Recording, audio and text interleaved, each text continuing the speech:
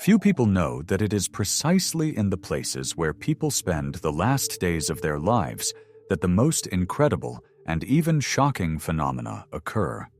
Doctors who face death on a daily basis are often forced to hide or remain silent about things that clearly fall outside the boundaries of medical science, yet are absolutely real. This is most likely due to fear that they will be seen as insane or lose respect within the materialist medical environment. But there are medical professionals who have been able to overcome that fear and tell the world things that cast doubt on our usual understanding of physical life and what comes after it. Their testimonies are not just shocking, they overturn the very idea of who or what awaits us after death. Among them is a hospice nurse from California who didn't just observe death, she became a witness to what happens afterward. Her name is Julie McFadden, and she is one of the few who had the courage to speak publicly and tell the truth. By watching this video to the end, you will learn incredible facts that truly happened, and you will most likely never be the same again.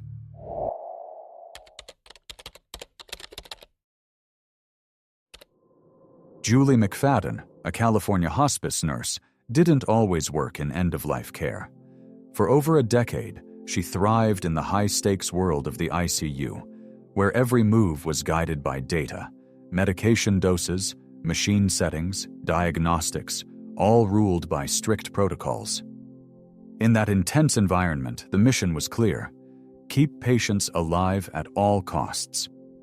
Julie soon realized her true calling lay elsewhere.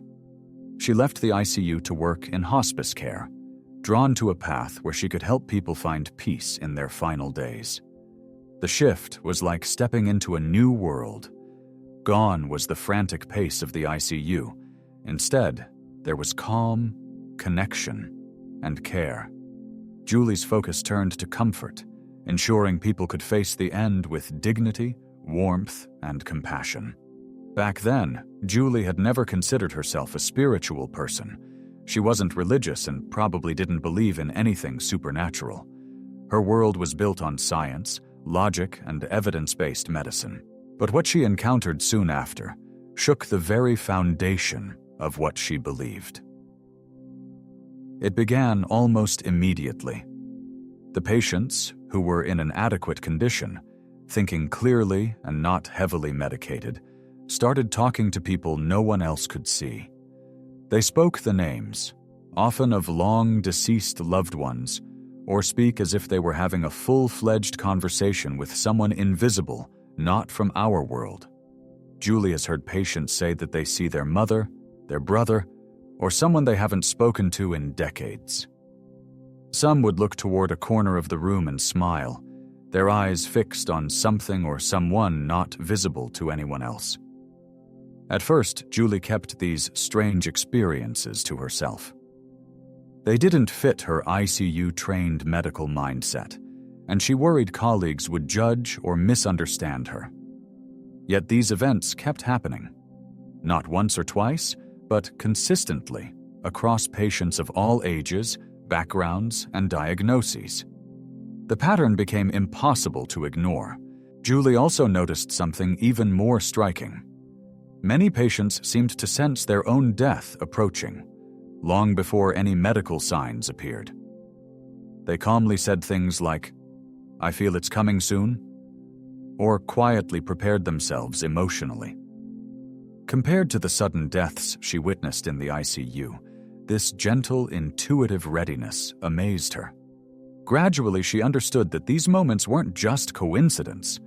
They were part of a deeper, natural process she'd seen unfold far too often to dismiss. Over time, Julie's skepticism began to fade. She still couldn't fully explain what she saw, but the experiences became impossible to deny. When she finally opened up about them online, the reaction amazed her. Viewers, many of whom had cared for dying loved ones, as well as healthcare workers, started writing to her with similar stories.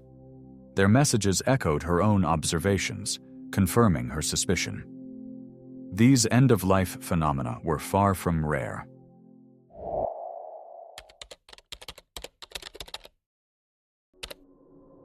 One of the most remarkable things Julie McFadden began to notice as a hospice nurse was how many of her patients experienced what she now calls deathbed visions. These are not hallucinations, not confused dreams, and not the result of heavy medications. In fact, Julie is careful to point out that these visions often happen 2 to 4 weeks before death, when patients are still alert, coherent, and mentally stable. They are not under the influence of strong narcotics, not experiencing oxygen deprivation, and not slipping in and out of consciousness. They are fully themselves, yet they begin to see people no one else in the room can see. Julie says that these experiences are so common that she no longer finds them surprising. Patients will often look toward a corner of the room and start smiling or talking. Some will wave or laugh.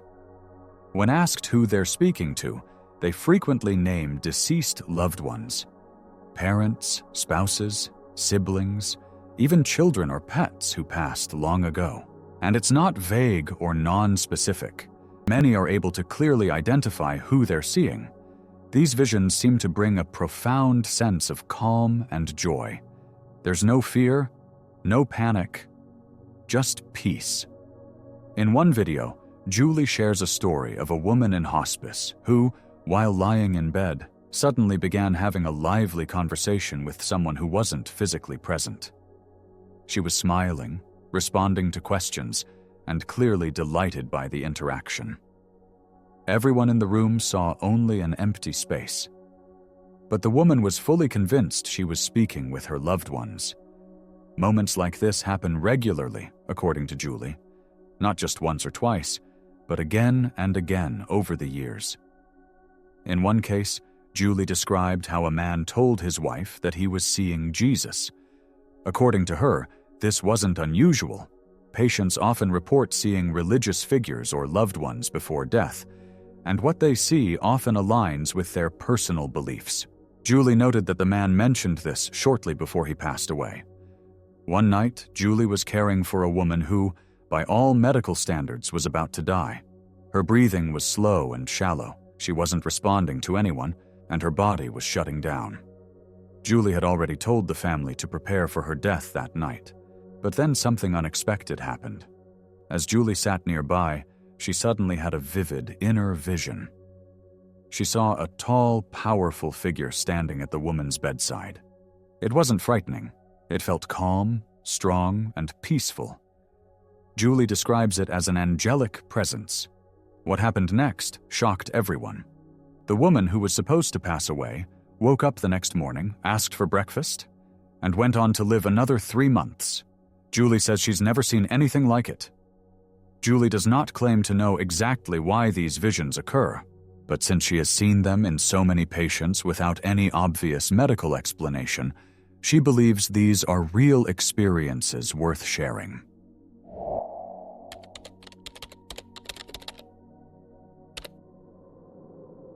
In addition to the many accounts of deathbed visions, Julie McFadden has spoken extensively about a group of physical phenomena that often appear in the final days or hours of life, events that cannot be easily explained by medical science alone.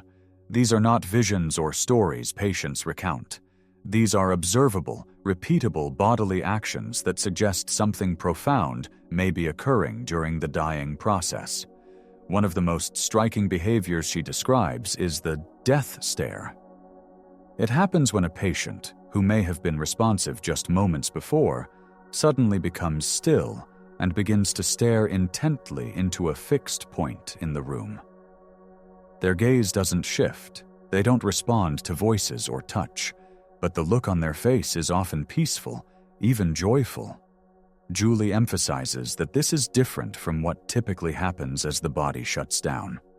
In most cases, as death nears, the eyes remain open due to muscle relaxation, but the gaze is unfocused and not directed at anything. The death stare, however, is distinct. Patients appear to be making clear and intentional eye contact with something, or someone, that no one else can see. Julie has witnessed this amazing phenomenon countless times. Another frequent phenomenon is what she calls the death reach. In these moments, dying individuals may begin to lift their arms, often slowly, as though reaching toward someone above or ahead of them. Sometimes it looks like they are trying to hug someone or reach for a hand. This reaching is not erratic or distressed. In fact, the expression on their faces can be peaceful, even smiling. Julie is careful to distinguish this from terminal agitation, a separate condition that involves flailing arms, restlessness, or picking at sheets or clothing, often linked to discomfort or fear. The death reach is calm and purposeful. Julie notes that we just don't know why this happens, but it occurs often enough to be recognized as a real pattern. In one of her videos, she even showed a fragment of a video recording in which a man performing what appears to be the death reach, his arms rising toward the air in a quiet and focused way. Another mystery of the dying process, according to Julie, is the nature of people's last words. Unlike in movies, dramatic or poetic final statements are rare. Most people die quietly, often in a state of unconsciousness, without saying anything memorable. But sometimes, just before death, patients will utter simple yet powerful phrases. "They're here. It's so beautiful. They know my name." Julie has heard phrases like these many times. While she doesn't claim to know who they are, she observes that people often seem to feel accompanied in their final moments. The tone, she notes, is not one of fear, but often one of peace, surprise, or recognition. These final utterances often seem to reflect a transition already underway. The person isn't commenting on the room around them or those nearby. Instead, their words suggest they are experiencing something beyond our perception.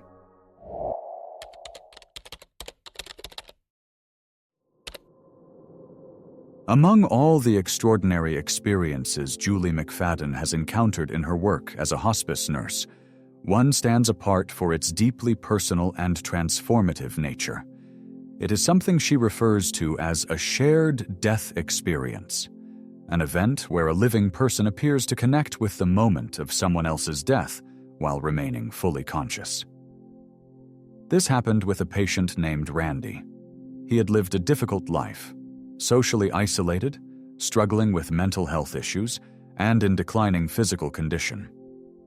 When he entered hospice, his prognosis was poor, and few expected him to live long. But with the care and support of the hospice team, Randy not only lived another 9 months, but also experienced meaningful moments of dignity and joy. He smiled, he laughed, and he was given space to live in a way he hadn't in a long time. When Randy died, Julie wasn't with him. She was at home. That night she had an experience she describes as deeply mysterious. She was fully awake when she suddenly felt a wave of overwhelming peace, lightness, and joy. Along with it, she heard Randy's voice, clear and present, not as a sound in the room, but internally. And in that moment, she says, she knew he had passed. But more than that, she felt what he felt: freedom, peace, and the absence of fear. Julie emphasizes that this was not a dream. She had full awareness of her surroundings. It was as if, for just a few seconds, she had stepped through the veil with him, and then returned. She doesn't claim to understand what it was, or why it happened to her, but she is certain that it was real. That night changed her. While she had already grown less afraid of death through her years of hospice work, this experience erased the last traces of fear. It left her with a deep, intuitive sense that death is not an ending, but a return. Julie's experience is not unique. In the years since she began sharing her stories publicly, hundreds of people have contacted her with similar accounts. Some say they smelled their loved one's perfume or cologne at the exact moment of death, even from miles away. Others report sensing a presence, hearing a voice, or feeling as though they were being touched in some way. Some woke up from sleep just knowing someone had died, only to later learn it had happened at that precise time. These experiences vary in detail, but share one common thread: the sense that, for a brief instant, the boundary between life and death disappears, and someone still living is allowed to witness a passage beyond. Grief expert David Kessler has written about shared death experiences as moments of deep connection that sometimes occur at the threshold of life and death. He doesn't label them as supernatural, but sees them as powerful events where love and presence seem to transcend the physical. If you're interested in learning more about David Kessler's work, I have a video on my channel that explores his research in depth.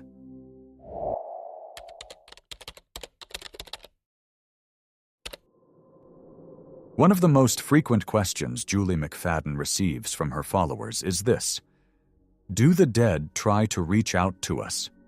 And according to Julie's experience and the countless stories shared with her, the answer seems to be yes. After someone dies, there are often moments when the living sense that the person hasn't completely left. These moments may not be dramatic or even visible to others, but they are deeply meaningful to those who experience them.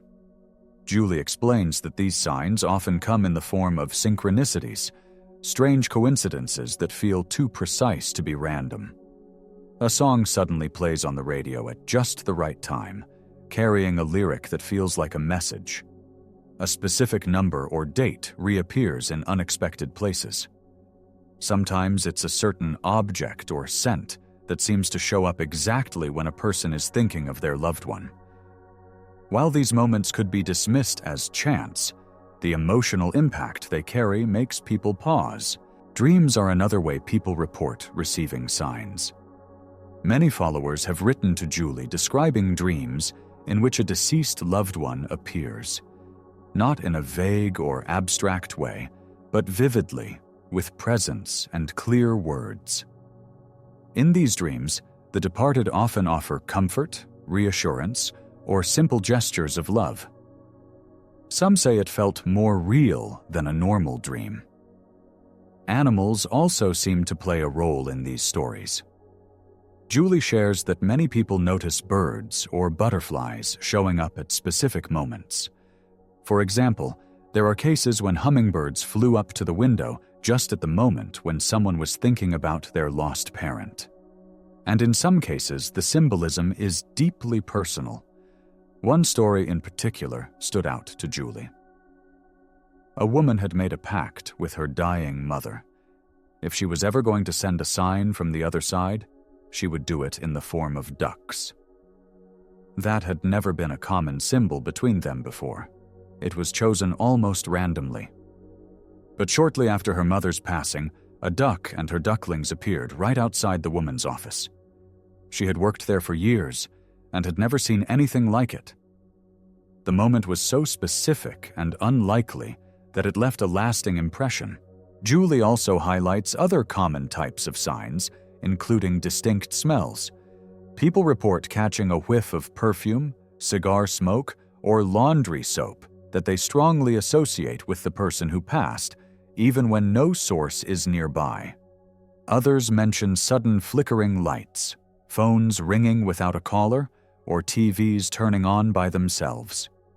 Although some may attribute this to electrical failures, those who encounter them often feel that they occur at too opportune a moment to be attributed to mere chance. What matters most, Julie says, is not whether these signs can be measured or proven. What matters is what they offer. They bring comfort. They reduce fear. They help the living feel connected to something greater than themselves, especially in moments of grief. And perhaps most importantly, they invite people to pay attention, to be open to the possibility that death is not a disappearance, but a transformation.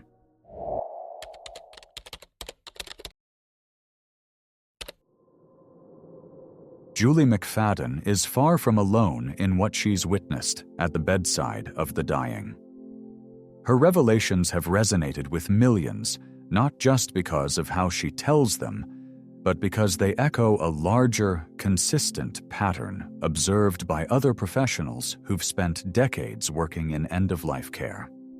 Barbara Karnes, a hospice nurse with over 40 years of experience, has documented remarkably similar events. In her widely respected booklet, Gone from My Sight, she describes how dying patients often speak of seeing deceased loved ones in the days or hours before death. These are not confused or drugged hallucinations. According to Karnes, patients are often alert, calm, and describe the encounters with joy or peace. In her own words, these are not illusions, they are part of the dying process. She notes that patients who led more peaceful, emotionally resolved lives often die in more serene ways, while those who carried deep pain or conflict may struggle more. Like Julie, Barbara believes that something beyond medical explanation is occurring, a transition, not an end.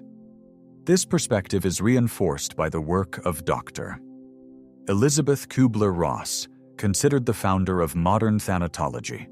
Over decades of interviews with terminally ill patients, she recorded hundreds of testimonies, especially from children who described seeing relatives who had passed away. One young girl, dying of cancer, smiled and said, "They are singing to me," before peacefully passing. Another said, "Mom is here," even though her mother had already died. These observations deeply moved Kübler-Ross, who concluded that death is not a vanishing, it is more like shedding an old piece of clothing. The soul continues on. For many, the moment of acceptance comes precisely when they feel someone familiar is waiting for them. Julie's account of shared death experience with her patient Randy is also supported by the work of David Kessler, whom I mentioned earlier. Kessler has written extensively about this phenomenon, when someone feels or senses the exact moment their loved one dies, often from miles away. People report flickering lights, sudden chills, hearing a familiar voice, or even feeling a gentle touch. These stories have also flooded Julie's inbox, as followers recount their own moments of unexplained connection.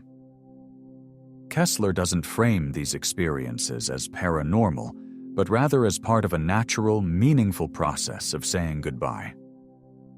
Both he and Julie emphasize that these are not proof of an afterlife, but the patterns are consistent, and they can't be ignored. The cumulative effect of these professionals' experiences is powerful. These aren't mystical theories or religious claims. The testimonies of people like Julie McFadden, Barbara Karnes, Elisabeth Kübler-Ross, and David Kessler offer something more than hope. Their experiences and the results of their research are a gentle reminder that how we live and how we love can affect how we die. Julie often says that those who die peacefully are often the ones who lived well. Those who harmed others or carried heavy guilt sometimes struggle at the end. And maybe, just maybe, if what these professionals have seen is true, then those we love never really leave. Maybe they're waiting, watching, ready to meet us again when the time comes.